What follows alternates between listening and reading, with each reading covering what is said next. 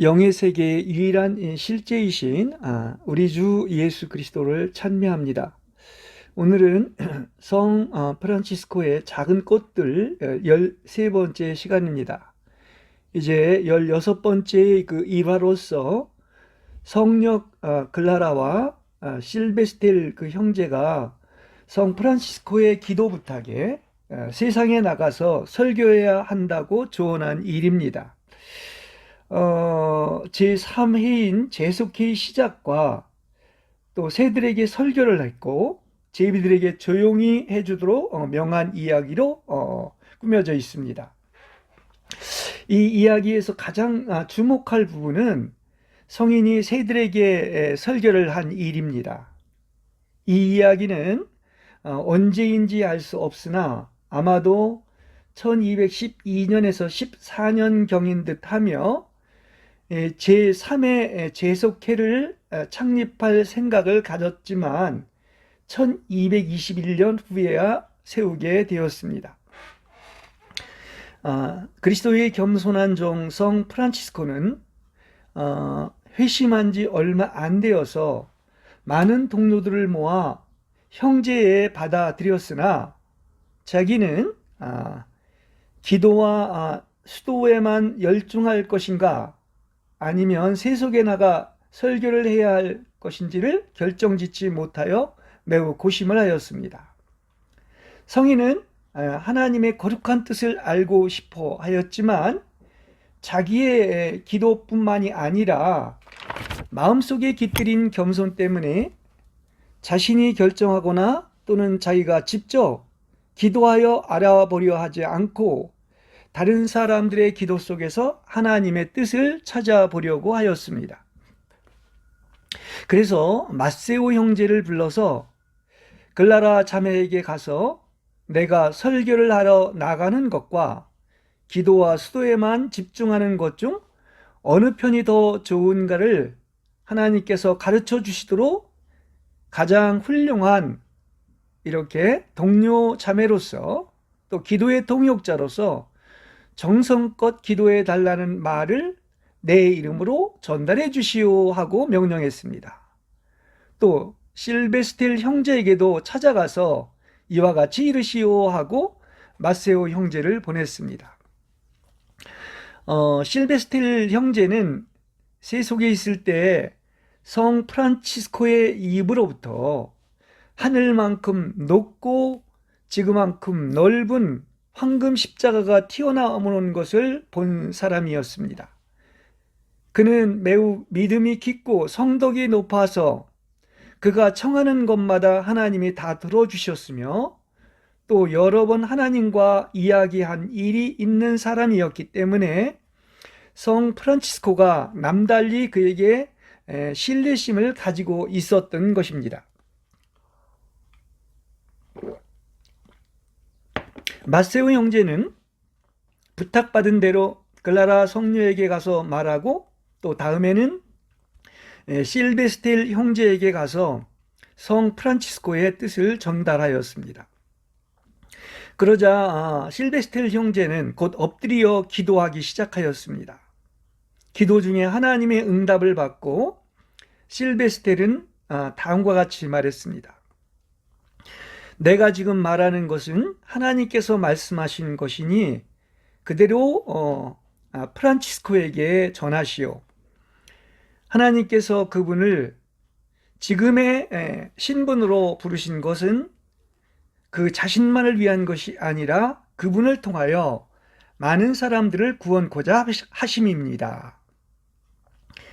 또 마세오 형제는 글라라에게 가서도 하나님의 계시를 받은 것이 있느냐고 물으니 성녀는 자기와 그 동료 자매들이 다 함께 실베스텔 형제가 받은 것과 똑같은 화답을 받았다고 이렇게 대답을 한 것입니다. 이와 같이 하여 마세오 형제는 성 프란치스코 앞으로 돌아오니 성인은 큰 사랑으로 마세오를 맞아들여 발을 씻기고 식사를 차려내었습니다. 마세오 형제가 식사를 다 마치자 습속으로 그를 불러 성 프란치스코는 그 앞에 무릎을 꿇고 모자를 벗은 다음 십자가 모양으로 두 팔을 가슴에 얹고 주 예수 그리스도께서 내게 무엇이라고 명하였습니까? 하고 물었습니다. 마세오 형제는 대답하기를 그리스도의 뜻은 사부님이 세상에 나가 널리 설교하는 것입니다. 그리스도께서 사부님을 뽑으신 것은 사부님 한 사람만을 위한 것이 아니라 동시에 다른 사람들의 구원을 위한 것이기 때문입니다. 라고 이렇게 대답을 하였습니다. 성 프란치스코는 이 해답을 듣고 그리스도의 뜻을 알게 되자 큰 열정에 복받쳐서 벌떡 일어나가지고 자, 우리 모두 주님의 이름으로 나아갑시다 말하며 마세오와 안젤로 형제를 동반하고 길을 떠났습니다. 그는 마음속에 끓어오르는 열렬한 충동에서 못 이겨서 산길과 들길을 가리지 않고 계속해서 걸었습니다. 마침내 간나리오라는 동네에 이르게 된 성 프란치스코는 설교를 하기를 시작했는데 제비떼가 시끄럽게 지저귀며 날아다니므로 제비떼를 향하여 설교가 끝날 때까지 조용히 해달라고 말하였습니다. 제비들은 그 말에 순종해서 소리 없이 날아다니기만 했습니다. 그러자 성인은 거기서 어찌나 열렬히 설교를 했는지 그 마을 사람들은 모두 다 성인을 따르고 싶어 마을을 박차고 성인을 따라 나서려고 야단들이었습니다. 그러나 성 프란치스코는 그것을 허락하지 않고 성급히 서두르거나 떠나지 마십시오. 여러분의 영혼을 구원하기 위하여 무엇을 하면 좋을지 알려드리겠습니다 하고 그들을 진정시키며 말하였습니다.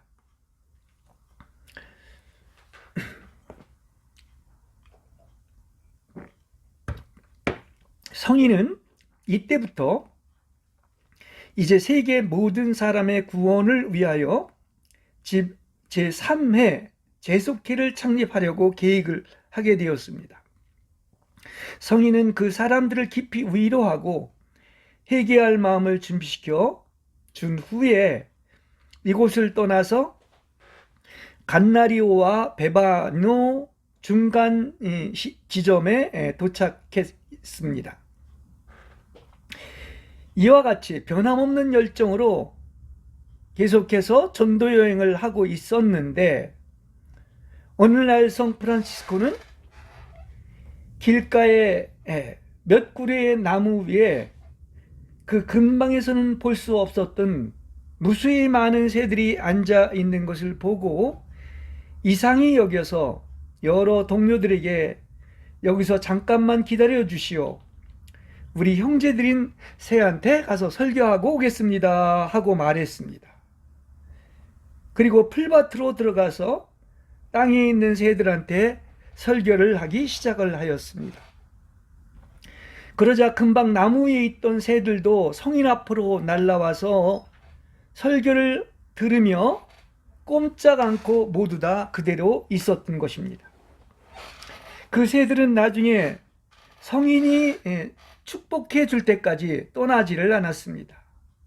얼마 후 마세오 형제가 야고보 형제에게 말한 것을 보면 성 프란치스코가 새떼가 앉아있는 가운데로 들어가서 성인의 수도복에 스쳤는데도 한마디도 움직이는 일이 없었다는 것이었습니다. 성 프란치스코가 이렇게 새들에게 설교한 내용은 이러했습니다. 우리 형제인 새들은 창조주 하나님께로부터 모두들 끝없는 은혜를 입고 있으니 언제나 어디서나 하나님을 찬미해야 합니다. 왜냐하면 그분이 여러분에게 아무데나 마음대로 날아다닐 자유를 주셨고 또 두 겹, 세 겹의 고운 옷을 입혀주셨기 때문입니다. 더군다나 그분은 여러분의 종족이 몰살될까 봐 노아의 방주 속에 들어보내 여러분의 선조들을 보호해 주셨고, 또 여러분이 공중에 나는 생활 터전에 살도록 마련해 주셨습니다. 더욱이 여러분은 씨 뿌리거나 거두어 들이지 않아도 하나님께서 먹여주시고 강과 샘물을 주어 마시게 하였으며, 산과 골짜기는 피난처로, 그리고 큰 나무는 보금자리를 칠하고 하나님께서 모두 은혜로 거저 주셨습니다. 여러분은 바느질이나 길쌈을 할 줄 몰라도 하나님께서 친히 여러분과 새끼들에게 입을 옷을 주십니다.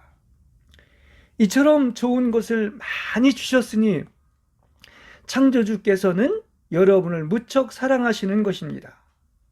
그러니 내 형제들인 새들이여, 하나님의 은혜를 언제나 잊지 않도록 하고 아름다운 노래를 불러 하나님을 찬미하도록 하십시오. 이렇게 설교를 하였던 것입니다. 성 프란치스코가 이렇게 새들에게 설교하는 사이에 새들은 모두 부리를 벌리고 목을 길게 빼고는 날개를 펴서 땅에까지 공손히 머리를 숙였습니다. 그리고는 몸짓과 노래로서 사부님의 말씀이 참으로 새들에게 크나큰 기쁨을 일으켜 주었음을 이렇게 표현하고 있었던 것입니다. 성인은 이와 같이 새들과 더불어 즐거워했고 기뻐했으며, 이 새 떼가 엄청나게 큰 무리였고, 또한 그것들이 아주 예쁘고 가지각색의 종류요 얌전하고 친숙함에 경탄하여 이렇게 새들과 어울려 창조주 하나님께 경건히 찬미를 드리며 이렇게 말씀을 전했던 것입니다. 마침내 설교가 끝났습니다. 성인이 십자가의 성호를 긋고 날아갈 것을 새들에게 허락해 주자, 이제 새들은 아름다운 노래를 제잘거리고 부르며 줄지어 하늘 높이 날아올랐습니다. 새들은 성 프란치스코가 그은 십자가의 성호에 따라 네 패로 나누어서 첫 패는 동쪽으로, 둘째 패는 서쪽으로, 셋째 패는 남쪽으로, 넷째 패는 북쪽으로 제각기 형언할 수 없는 아름다운 목소리로 지저귀면서 멀리 날아갔던 것입니다. 이것은 그리스도의 십자가의 기수인 성 프란치스코가 새들에게 설교한 후에 십자가의 표를 그었고, 이 표에 따라서 사방으로 새들이 나누어 날아간 것처럼 이렇게 성 프란치스코의 그리스도의 십자가의 설교도 역시 이렇게 성인인 성 프란치스코를 통하여, 또 그의 형제들을 통하여 또다시 세상 곳곳마다 널리 전해질 것을 뜻하는 것으로 보였던 것입니다. 사실 이 형제들은 새들과 마찬가지로 이 세상에서 제 것이라고는 아무것도 없이 오직 하나님의 은혜로 하나님의 섭리 하나에 자신들의 생애를 맡기고 살아갔던 것입니다.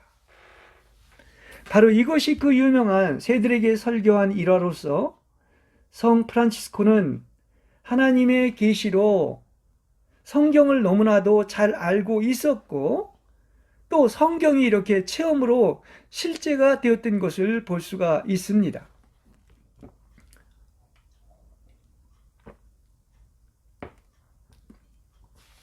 마태복음 6장 26절에 하늘의 새들을 보십시오.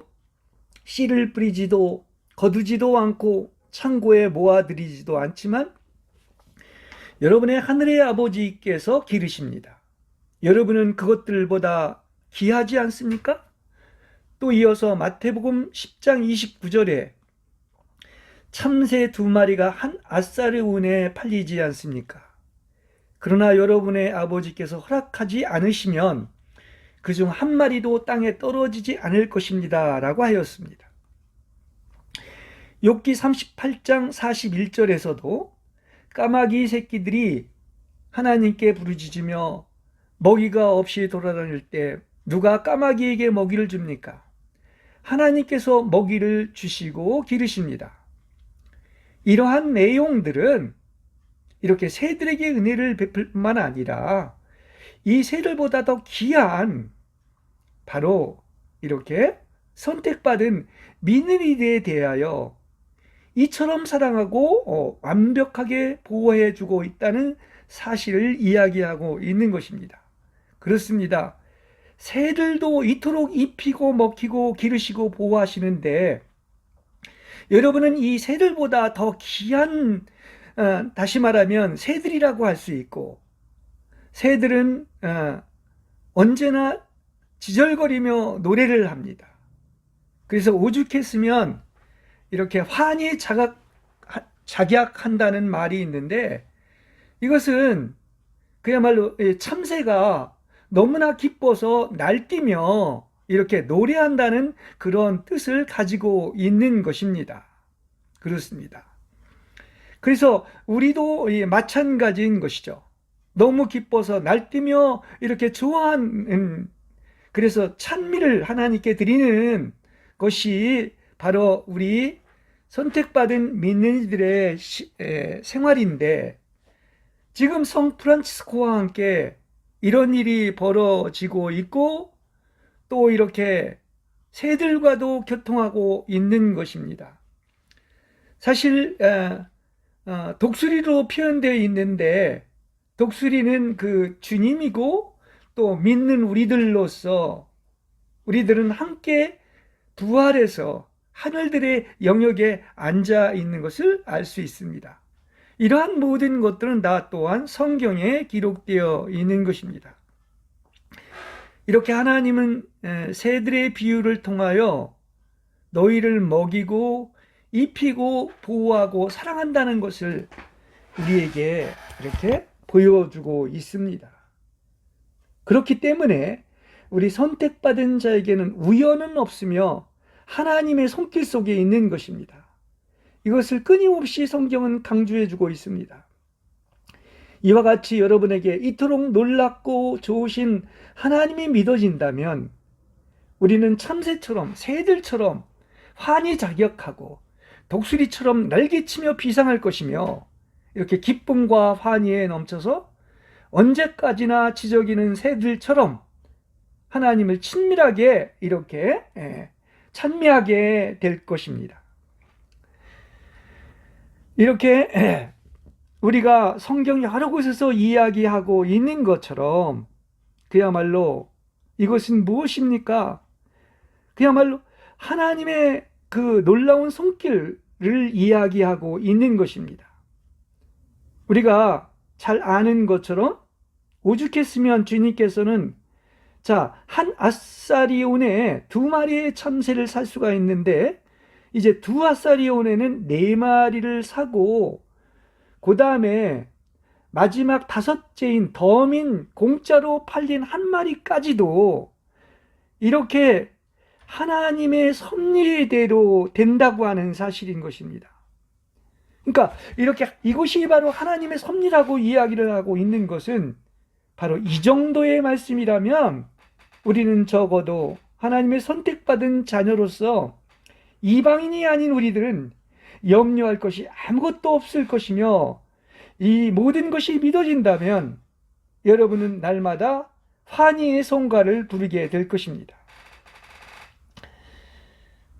성 프란치스코가 이렇게 성인의 경지에 이르러 신비한 이렇게 창조의 세계와 또 이런 새들과 만물과 회복된 그 영광의 그런 영적 세계가 열리고 나면 창조된 만물을 통하여 하나님의 보이지 않는 것들, 곧 그분의 영원한 능력과 신성한 특성들을 분명히 보게 되고 알게 되어 이렇게 우리는 새들과도 대화할 수 있게 되는 것을 볼 수가 있는 것입니다.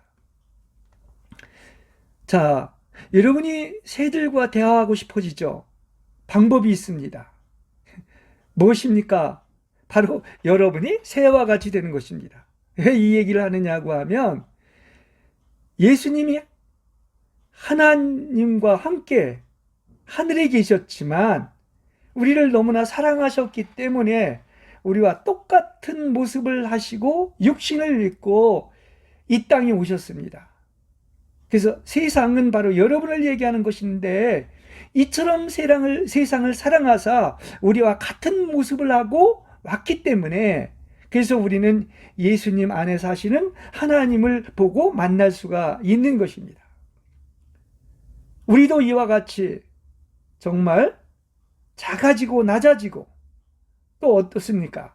성경이 여러 기절에서 나온 것처럼 비둘기와 같이 순결해서 이렇게 단일한 눈으로 예수님을 바라본다면 바로 그분을 만날 수 있을 것이고 또 성령이 이렇게 비둘기로 표현되고 있는 것처럼 이렇게 눈이 단일하고 또 우리가 이렇게 성령으로 충만하고 그래서 또 오직 여호와를 바라보고 앙망한다면 독수리처럼 우리는 새에 힘을 얻고 날개치며 올라가서 넉넉히 이기는 생명으로 승리의 노래를 부르게 될 것입니다.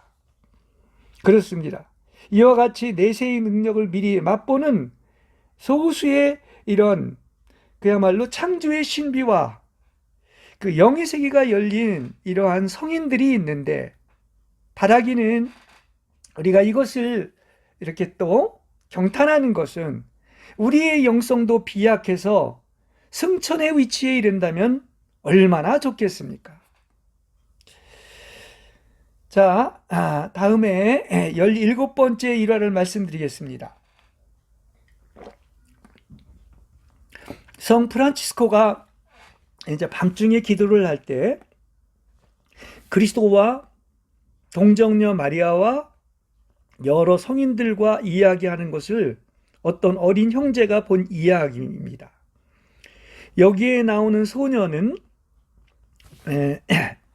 이렇게 나이 어린 어떤 수련자로서 형제의 수련 과정에서 일어난 이야기로 이것은 1220년 이후에 있었던 일입니다.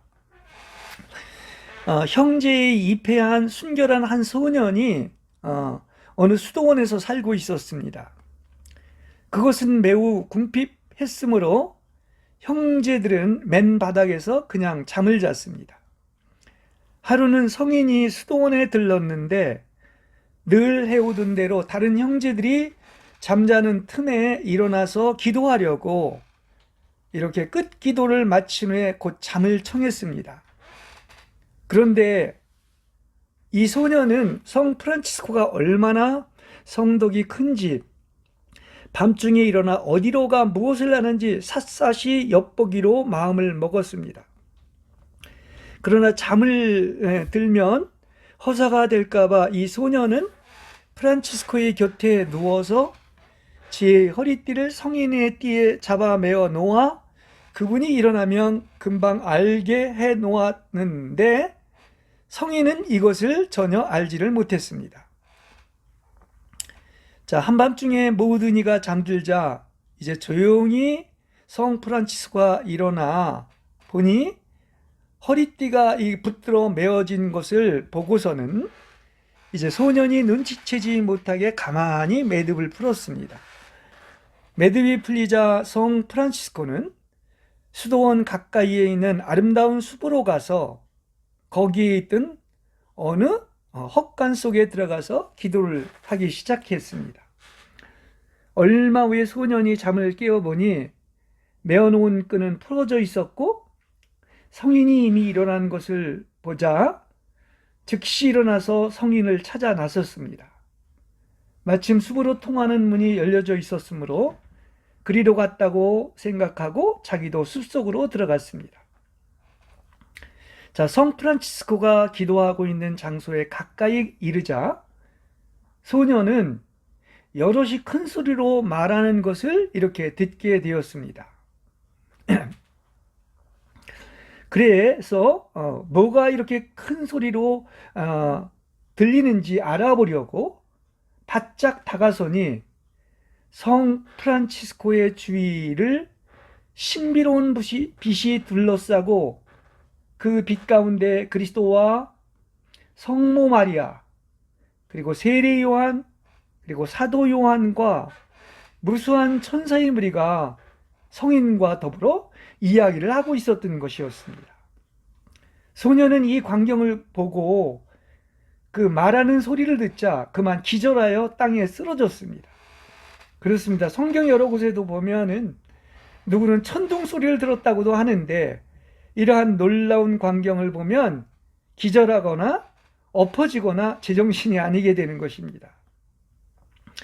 이 거룩한 발현의 신비가 다 끝나서 이제 성 프란치스코는 수도원으로 돌아가는 도중에 이렇게 길 위에 죽은 듯이 넘어져 있었던 그 기절한 그 소년이 이렇게 발에 채였습니다. 성인은 이 소년을 보자 이렇게 가엾은 생각이 들어 두 손으로 끌어안고 선한 목자가 어린 양을 안듯이 잠자리에까지 안고 갔습니다. 그 후에 소년이 이렇게 발현 광경을 보았다는 말을 듣고 성인은 자신이 살아있는 동안에는 아무에게도 이 일을 말해서는 안 된다고 명령했습니다. 이 소년은 하나님의 큰 은총과 성 프란치스코의 열정으로 점점 더 성장하여 형제 안에서도 뛰어난 수도자가 되었던 것입니다. 그는 이 비밀을 끝까지 지켰고 이제 성 프란치스코가 별세한 뒤에야 비로소 형제들에게 자기가 보았던 그리스도와 성인들과 이 천사의 발현 이야기를 들려줘서 이 일화가 만들어지게 된 것입니다. 우리도 이제 성경에 보면 창세기 18장 1절에서 22절에 여호와께서 아브라함에게 나타났습니다. 자기 맞은편에 세 사람이 서 있었는데 아브라함은 그들을 보자마자 달려나가 맞이하고 땅에 엎드려 절을 하며 바로 뭐라고 하느냐면, 나의 주님, 내가 주님 앞에 은총을 입었다면 이 종을 그냥 지나치지 마십시오, 이렇게 말을 했던 것입니다. 이것은 그만큼 이제 아브라함이 이렇게 영의 세계가 열리고 믿음으로 하나님을 보는 이런 영적 눈이 있었던 것입니다. 그래서 아브라함은 물로 이렇게 발을 씻으시고 나무 아래에서 잠시 좀 쉬십시오.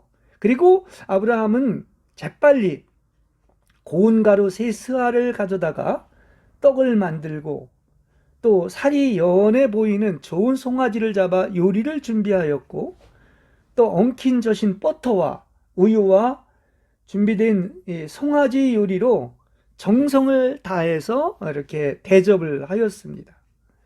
그러니까 이 아브라함의 고백을 보면 아브라함은 즉시 그 첫눈에 그 세 사람 중에 한 사람이 여호와 하나님인 것을 알아보았고,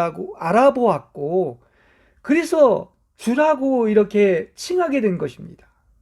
그래서 나의 주님, 내가 주님 앞에 은총을 입었다면 이 종을 그냥 지나치지 마십시오, 이렇게 이야기를 한 것입니다.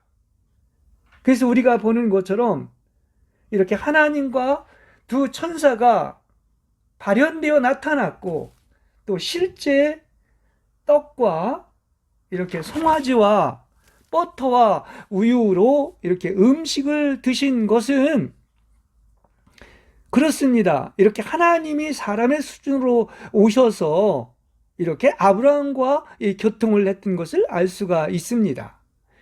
이러한 교통이 있음으로 해서 그야말로 약속의 씨인 이삭의 출생이 있었고, 약속이 있었고, 또 소돔의 멸망에 대한 이렇게 계시를 받았던 것을 알 수가 있습니다. 그러니까 이런 것은 전혀 이상한 것이 아닙니다. 성경 여러 곳에서 이렇게 계시되어 있기 때문입니다. 또한 마태복음 16장 28절에서 17장 8절에 보면은 이 변화산에서의 그러한 놀라운 하나님의 왕국의 모습을 보게 됩니다. 자, 예수님이 이제 십자가에 못 박히시기 전에 인자가 자기 왕국 안에서 오는 것을 본 세 제자가 있습니다. 베드로와 야고보와 요한이 있었는데, 이제 그 다볼산이라고 하는 변화산에서 예수님은 그들 앞에 변형이 되어서 얼굴은 해와 같이 빛났고 옷은 빛과 같이 휘어졌으며, 모세와 엘리야가 이렇게 발현하여 예수님과 함께 말하고 있는 것이 보였습니다. 이렇게 모세와 엘리야가 나타난 것은 무엇을 얘기합니까? 이것은 산자의 하나님으로서 언제나 이렇게 나타날 수 있고 발현될 수 있는 어떤 그리스도와 성인들이 있으며, 이렇게 하나님의 왕국을 분명히 보여주심으로 말미암아 그야말로 정말 하나님과 하나님의 왕국이 있다는 것을 믿게 하기 위한 것입니다. 그래서 우리는 이렇게 하나님이 우리에게 나타나고 이렇게 발현을 보기 위해서는 항상 우리는 신앙생활에서 먼저 거쳐야 될 과정이 있는 것입니다. 그것은 먼저 어디로 가야 되느냐? 하나님의 왕국을 보여준 목적은 바로 뭐냐? 그것은 십자가를 거쳐야지만이 하나님의 왕국이 이렇게 나타난다는 것을 우리에게 가르쳐주고 있죠. 그렇기 때문에 우리는 먼저 갈보리 언덕의 십자가로 가야 합니다.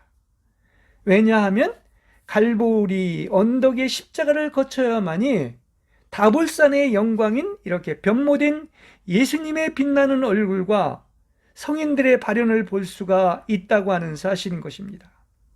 우리는 꼭 발현은 아닐지라도 분명히 이렇게 주여 정말 어떤 십자가의 그러한 과정을 거쳤을 때 놀랍게도 영광의 세계인 하나님의 그 얼굴을 볼 수가 있다고 하는 그런 사실인 것입니다.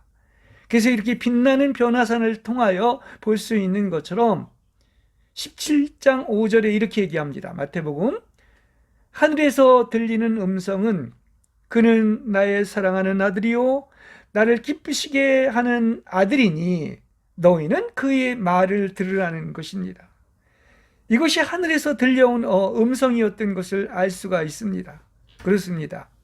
이렇게 그야말로 3번씩이나 항상 십자가에 죽어야 한다는 것을 말을 하고 나서 하늘에서는 이렇게 하나님의 소리가 하늘문이 열리고 들리는데, 그야말로 그리스도야말로 나의 사랑하는 아들이고 나를 기쁘게 하는 아들이니까 너희는 오직 그의 말만 들으라고 한 것입니다. 우리도 마찬가지인 것입니다. 그분 외의 모든 것이 다 비워지고 무가 된다면 놀랍게도 이 마태복음 17장 8절에 보는 것처럼 그리스도가 전부가 되고 오직 그리스도 예수님 외에는 아무것도 보이지 않게 될 것입니다. 할렐루야.